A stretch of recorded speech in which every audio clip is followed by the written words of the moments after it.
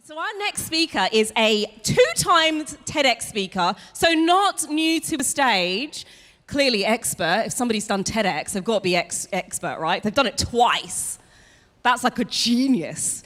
Internationally recognized as a thought leader, speaker, media commentator, innovator, and investor. He is the Chief Disruption Officer at Epicenter Stockholm. Ladies and gentlemen, please be upstanding, put your hands together and give an incredible, warm welcome to Hannes Sjoblad. Thanks a lot. Thank you. Thank you, beautiful login participants. I'm so happy and excited to be here with you today. I'm here to talk about, basic ideas like the future of mankind, and want to share a few thoughts and ideas of how we're progressing. Because, guys, login is about business, but login is also about ideas. And what I want to share with you is, among other things, an example of how I've been taking ideas that I saw far into the future and building them into a business. But it's also about bigger things. So why don't we start? And just to say, if you want to harass me on Twitter, that's my handle up there. So feel free to do so. Let's start with a simple question. What does it mean to be human in the 21st century? We live in extraordinary times. We live in very dramatic times, where things are changing rapidly, where things are evolving, where we are meeting new challenges that earlier generations haven't faced, that it's up to our generation to crack and to solve. We speak a lot at events like this about technological progress.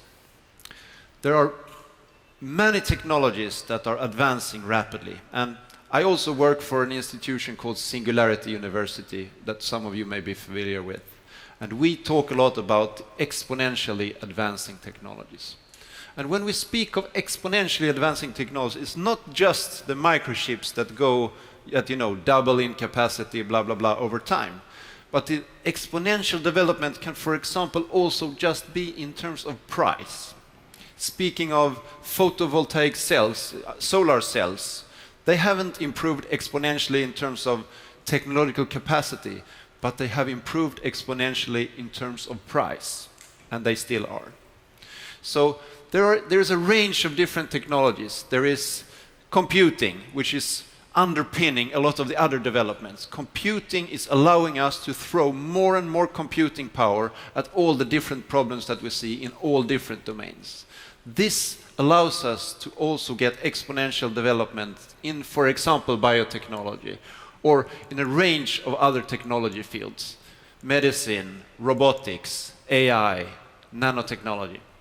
They're all being affected, and they are all impacting each other. So advances in nanomaterials are also developing, of course, the biotechnology and the digital medicine domains. So we live in exponential times. And just to give you one illustration, I don't know if any of you have been into surgery lately, but did you know that it wasn't more than, say, 10, 15 years ago that if someone had a problem inside, doctors had to cut a huge hole in them to fix it. They had to cut them to get their big, clumsy hands into that person. Now, increasingly, we're not doing that anymore.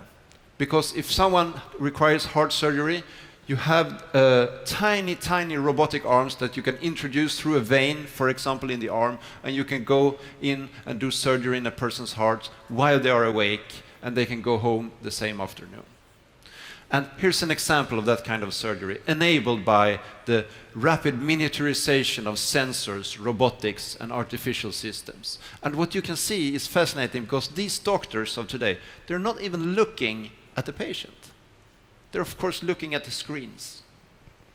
So this is what technological progress is giving us. And technological progress is a great liberator. It liberated our great-grandparents from hard work in the fields. If we had been born 100 years ago, most of us would have been working in farms, spending the majority of our time just to get the food together to make a living. Now we are facing a different technological liberation. As we heard from our wonderful, humorous previous speaker, technology is liberating us from other boring, tedious tasks, such as finding the right image in massive online databases. Thank you, automation. And we are just in the beginning of liberating ourselves from increasing number of other boring and tedious work tasks. So, but I want to talk about another technological domain, because yes, in this session we have at Login this year, we're going to talk a lot, of course, about machine learning systems and AI systems. And among these different exponential technologies, I think there are two that are the most impactful. It may not be blockchain, it may not be 3D printing, but the two most transformational technology shifts we have today is the one in development of artificial intelligence system, and, my friends, it is the digitalization of biology. The fact that we are now making biology into IT. I imagine there's quite a few of you who work with software in this room. I also imagine when we come back here 10 years from now, a lot of you will not be software developers in terms of computers, but hopefully you will be DNA developers or RNA hackers or biohackers in a broad sense. Because this is a fast-growing domain where we begin to treat biological systems as we do computer systems. Biology is a digital technology, not just in the sense that we can read it, but also that we can write it and edit it and measure it in increasingly detailed ways.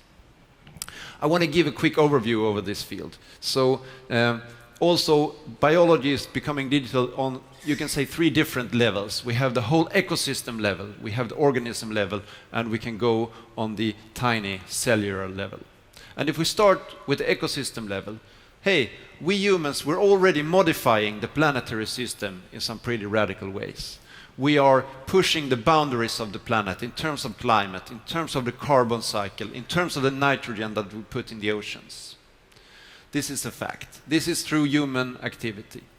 But we have technologies that allow us not just to transform the chemistry of the oceans and the makeup of the atmosphere, but also the Earth itself. The scientists have given the time we live in its own name. We live in the age of the Anthropocene, the age of where humans are the most powerful geological force on the planet, reshaping the whole planetary system. But there are more subtle ways, of course, for us to do it, and also to do it in a positive and not usually just destructive ways. There are, for example, the fantastic bioengineering ideas of genetically modifying certain disease-bearing mosquitoes, releasing them into the wild, interbreeding with the wild mosquitoes, and making them all immune to carrying certain diseases. There has been wonderful examples with doing this for malaria and dengue fever, for example, in Brazil. So we're applying biotechnology to modify ecosystems. If we then go to the organism scale, our type of size of systems, biological systems, we can make the certain observation that we're not just modifying or creating connected cars and connected homes or IoT systems, we're also connecting human bodies. I like to think of the human body as its own system in the bigger Internet of Things. And here's just a range of the different devices and technologies we are now connecting to ourselves. It's not just the fitness trackers, it's the augmented reality headsets, it's the medical type implants like deep brain stimulation implants. It's the glucose monitoring systems for someone who wants to keep track of the risk to manage the blood sugar level if you have diabetes. It's, for example, swallowable pills with cameras and sensors that go through your system and film you from the inside. And here is one of the fascinating technologies I've been exploring lately, which is placing microphones and speakers inside the mouth. Now, isn't that a fascinating future when you can have your phone in a little wearable inside your mouth? It works through bone conduction, so it helps with sending the sound straight to the bone, and you get an excellent amount of hearing. Useful, for example, if you're in an environment when you can't have electronics on the outside, such as if you're swimming. Now, obviously, when you think a little bit about this, you think, I should not go in a real problem because I have this stupid microphone in my mouth all the time. Yeah. Yes, totally. It's quite uncomfortable to wear those, which is, of course, why we're exploring to go take this from a wearable to something you can put fixed into the mouth.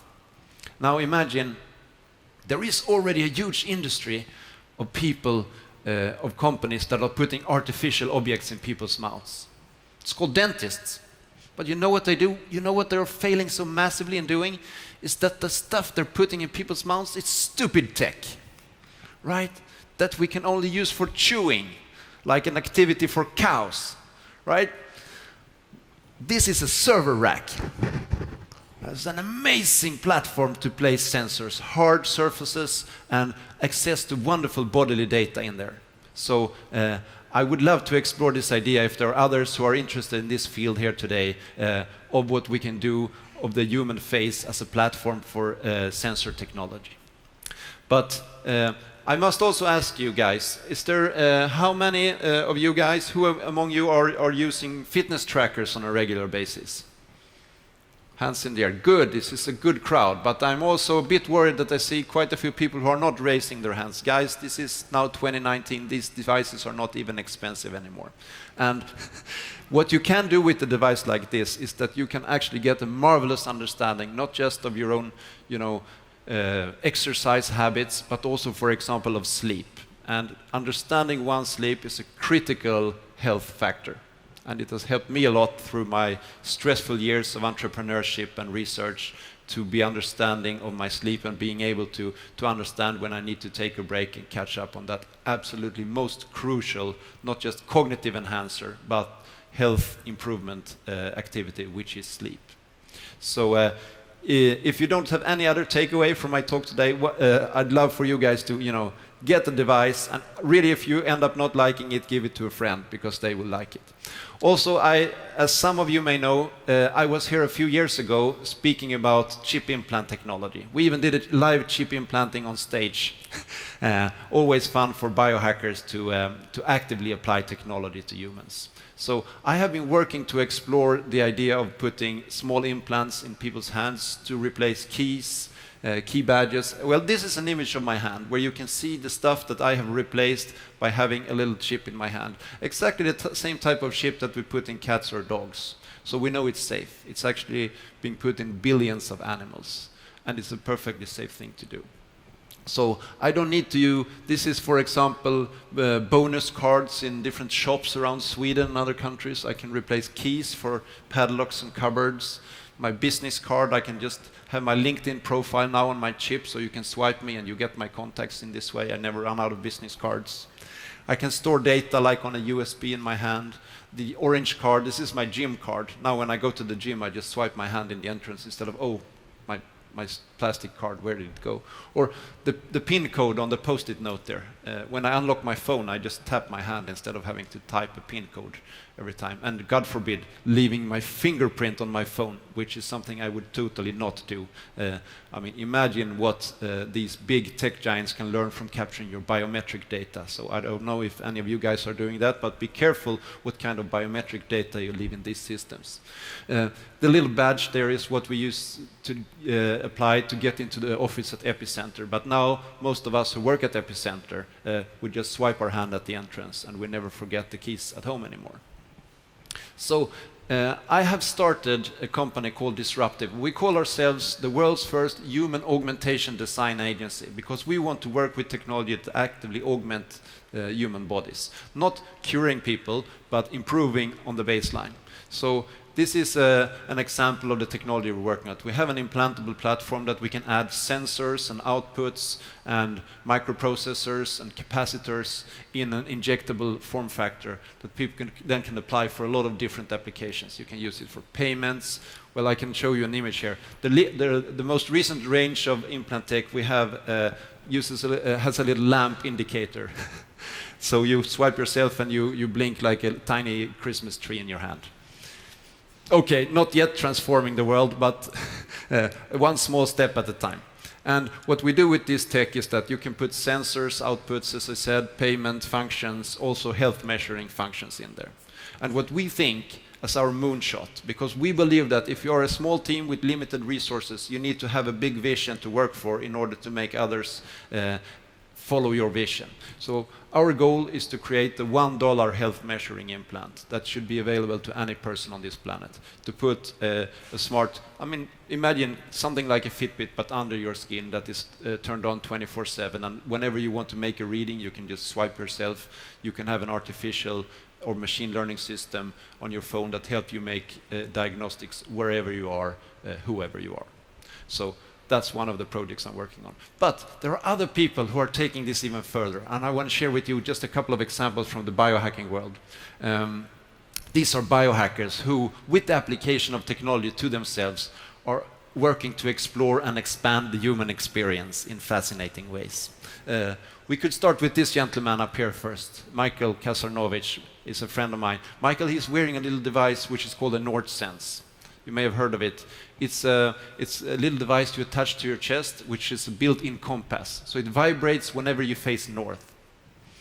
This sense exists also in nature, right? This is what migratory birds use when they fly from Africa to Northern Europe in the winter and the summer, because they can sense the Earth's magnetic fields. Why should that sense be, not available to us humans?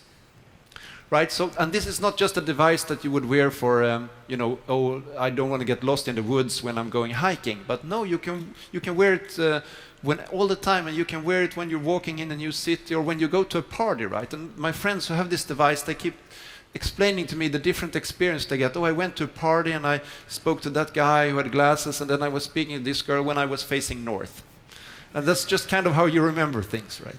Something was pumping here. Maybe it was the device. I don't know.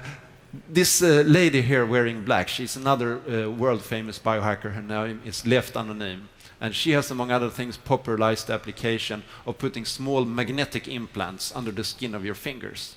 Tiny neodymium magnets allowing you to perceive magnetic fields. Another sense that is unavailable to us humans in the natural form, but that exists in several different places. It has evolved in different animals in nature. Platypuses, dolphins, they have this sense because they need to detect objects in waters with very limited visibility. But with a magnetic implant in your hand, you can, for example, feel if there's electricity in the wires. You can feel if the microwave is turning on in the other side of the room, or you can feel the cash machine when your cash is on the way. So I don't know if it's critical survival experiences, but it's fascinating what is happening out there that we don't perceive, but that we can potentially perceive if we augment ourselves with technology. This gentleman here, his name is Frank Swine. Frank, he has hearing aids because he's got a hearing loss. And he has, together with a friend who is a sound designer, he hacked his hearing aids so that he can hear Wi-Fi. So whenever he's walking the streets of London, and there's a beautiful illustration of this he has shared online, it sounds a little bit for like you and me when we're walking through a park and hear different birds singing in different trees. You get the direction, you get the power of the song, although his friend, the sound designer, has changed, so he's taken the unique IP number of all the different Wi-Fis and generates a little melody. And so that you can walk through this virtual Wi-Fi world, hearing these different sounds. And yeah, I imagine that in this hyper-connected world in which we live, maybe it makes sense to have that sensory perception of which Wi-Fis are pinging me, which ones are dangerous, which ones are locked, which one may have viruses, which ones are available for me. Maybe to just have that as a direct sensory experience makes a lot of sense. And some of you may also recall here at Login a couple of years back, Moon Rebas, the lady with the lovely striped dress standing here. She was here at Login speaking about the implants she has in her arm, which are also vibrating, and that she has connected to the global system of seismographic sensors, that measure earthquakes on the planet. So whenever there is an earthquake, Moon, she feels it in her arm. And if it's a bigger earthquake, it vibrates more. What she then does is she goes on stage and she dances. She's a professional performer. She dances to show the rest of us how the planet is feeling right now. So through technology, we can not just connect ourselves to the world close around us, but we can connect ourselves to completely different things. We can experience what the whole planet is doing right now. A planet which we are currently covering in billions and billions of sensors. Imagine. Now I want to get into the most fun part. That is the digitalization of genomes. and digital biology. So on the cellular level, as I'm sure you've seen, if you're interested in exponential technologies, there has been a rapid price change in terms of what it costs to sequence a human genome. The first time we sequenced the human genome, which is about 3 billion base pairs, it was in 2001, and it cost as much as 2 Swedish JAS Griffin jet fighters. Pretty expensive. It's a decent product though, but pretty expensive, only for the richest nation states in the world to play around with. But only 7 years later, the price had fallen to about $1 million, or about the price of a nice villa in suburbia with a pool. By 2016, the price had fallen to about $1,000, or as much as a 20-year-old Volvo car on Swedish eBay. We can perceive that this technology is very rapidly becoming affordable to a lot more people, right?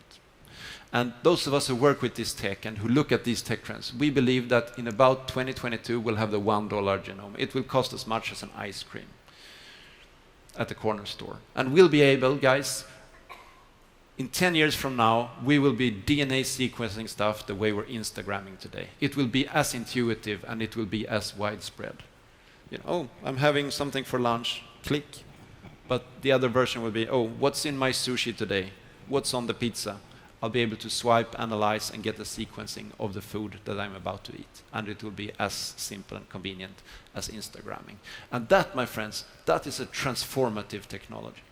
And it's not just transformative for what we eat and for what we create, but it's also for ourselves. I don't know, who among you guys have sequenced your own genomes? Increasingly? Okay, it hasn't taken off here. I see a few hands. That makes me happy.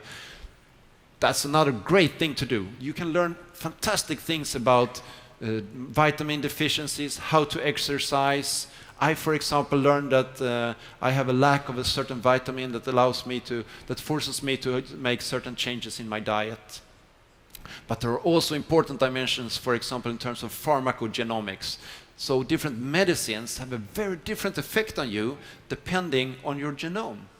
Doctors don't know this. We as patients don't know this. But if you realize that you have certain genes, you learn to totally avoid certain medicines. And that is a very, very important life-saving observation.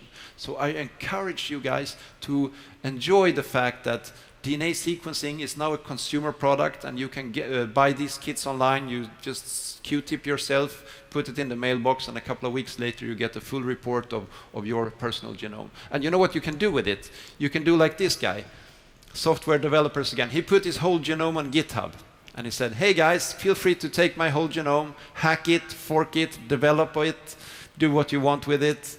I think it's fascinating what you can do when biology goes digital. He's actually putting a copy of himself online and asking people to improve him. I haven't done that myself. I'm thinking about it, but maybe there's some privacy issue involved. Maybe there's even some maybe I have some awesome gene, that I don't want someone to copy. Who knows? But it's fascinating what we can do when biology becomes digital. Also, we're applying synthetic biology and genetic modification increasingly in healthcare, to taking out bone marrow cells in a cancer patient, genetically modifying and retransplanting them into the body in a healthy way. We can do all these things. We can do embryo selection, and we can even do embryo modification. Some of you may remember December 2015, we had the Copenhagen Summit, right? The Copenhagen Climate Summit. All the world leaders were there. All the world's journalists, thousands of journalists and activists who wanted in on the party and wanted to be part of this very important conference about the future of our planet. But did you know, guys, that at the same time, exactly the same time as this event convened, there was another conference in Washington, which was called the world's first human gene editing summit. It was covered by one journalist. I think this event was a lot more important than the whole climate conference in Paris in terms of the future of mankind and our planet. Because this conference was convened because the scientists are realizing that the technology to genetically modify humans is already out there, it's available, and what should we do with it? And it's a very recent conversation that we're not really prepared to have. And surprise or no surprise, November last year, the second ever human genome editing conference Chinese scientist Hu Yankui releases the information that he has genetically modified a couple of human babies who have been born healthy, and he was met with a massive criticism from the way these things were done by the broader scientific community, but there is no denial in the fact that this is a new step for us as a species. We are now able to manage our own evolution. Yes, there are many things to work out in the process, but it's quite mind-blowing, the consequences of this. And of course, the biohackers are following right behind. So here are some of my friends and associates in the biohacker movement. Tristan Roberts, for example, developed his own cure for HIV. He's HIV positive, injected himself with it live on Facebook, of course. And the first trial didn't work out as expected, so he's now doing a second round. Liz Parrish is another well-known profile who's working with extending human lifespan through the application of novel gene therapies. And Josiah Sainer, who runs the Odin Lab out of the United States, is selling do-it-yourself CRISPR kits that you can buy online, and you can experiment with this technology yourself. So we are there, we are working to democratize the access of these powerful biotechnologies, which I think is one of the most important things, because it should not just be for the people in white lab coats or the high decision makers. It should be for us entrepreneurs, students, hackers, business persons, to apply these technologies in new and innovative and positive ways. So, rounding off, in my last 10 minutes, I think when I've given you all these examples, some of you may have come up with the question, Hannes, but why? Why in the world should we mess with this? Yeah? Why should we work to augment the human experience with technology? Well, let me give you a few thoughts on the topic. For example, I think that we humans, we are the product of our evolutionary history. Well, it's not just what I think, it's the way it is. We are living fossils in the way our bodies are shaped, right? Nature always builds one thing upon the other through small changes, which is, for example, why we have a skeleton which is designed for a being that is supposed to walk on 4 legs, right? And then we stood up at some point using that design for 4-legged persons, which is why we get back problems, all of us. Right? Because if you would design someone who would stand on 2 legs, you would not put the spine in the back in that way, among other things. So there is room for improvement, very much so, in the human body. And let me give you some improvement areas that we are working on in different ways. So, of course, there is the first dimension, that the human body is very susceptible to disease and to aging. We are all suffering from the disease of aging. It's ultimately going to kill us all. Even it's a worse disease than cancer, and I think that it's prerogative that we should start seeing aging as another disease, because nature doesn't limit lifespans just to say, oh, it should be 82 years. There are mammals, there are other vertebrates that live to, for example, 400 years, was recently scientifically published about certain sharks on Greenland, and also certain whales who have this kind of lifespans. So why should the human lifespan be limited to less than a century? There is also the dimension, as I showed you in these biohacking examples, of the perceptual abilities, the limited senses we have, the fact that we can't see very well compared to many birds in the animal kingdom, that we can't smell anything compared to, for example, dogs, that our hearing is nothing of that which bats and cats has. Why should we be locked out of all these beautiful experiences that happen around us? Third dimension is, of course, our brain, our memory and cognitive abilities.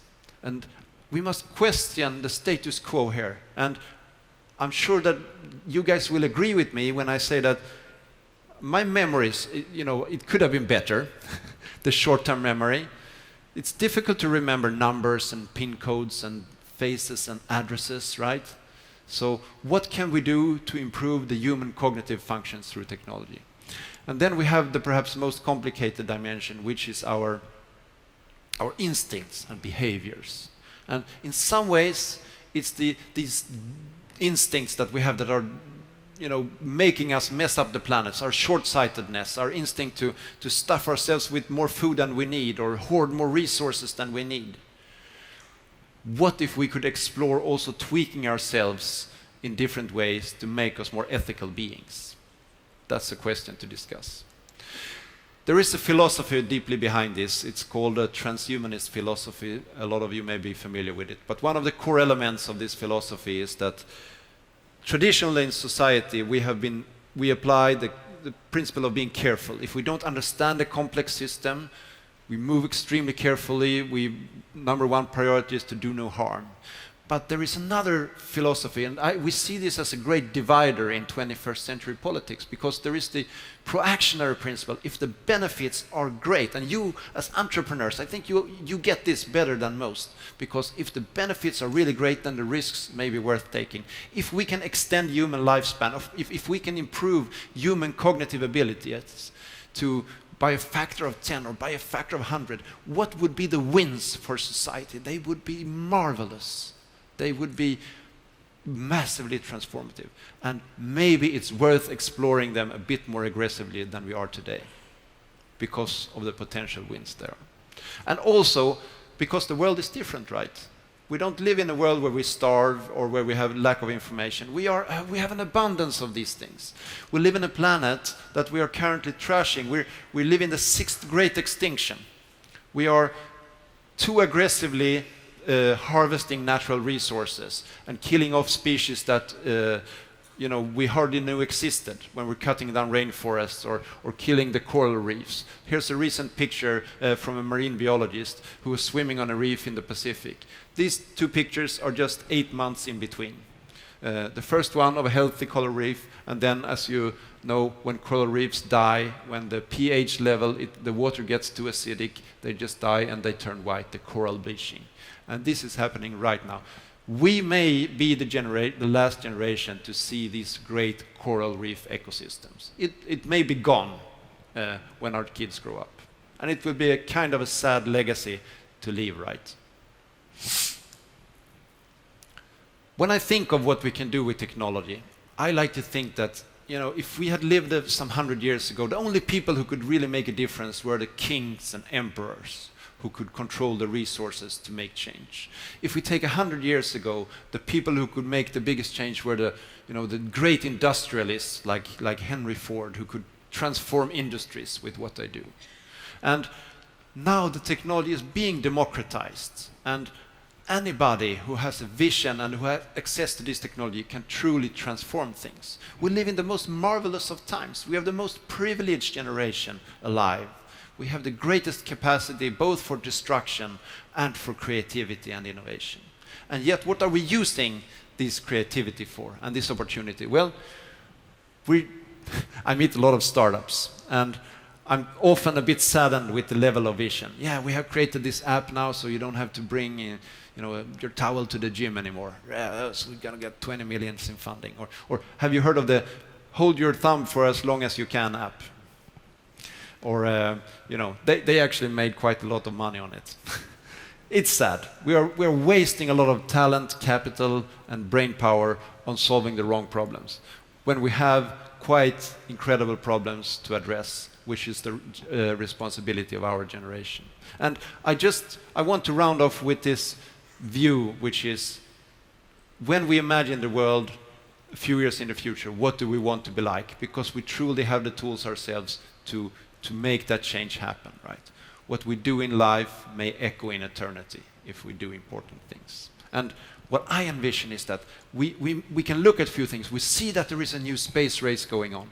We also know that the world out there in the universe is very inhospitable to biological life, which is why we only can stay on this planet with the water and the pressure and the access to oxygen we have.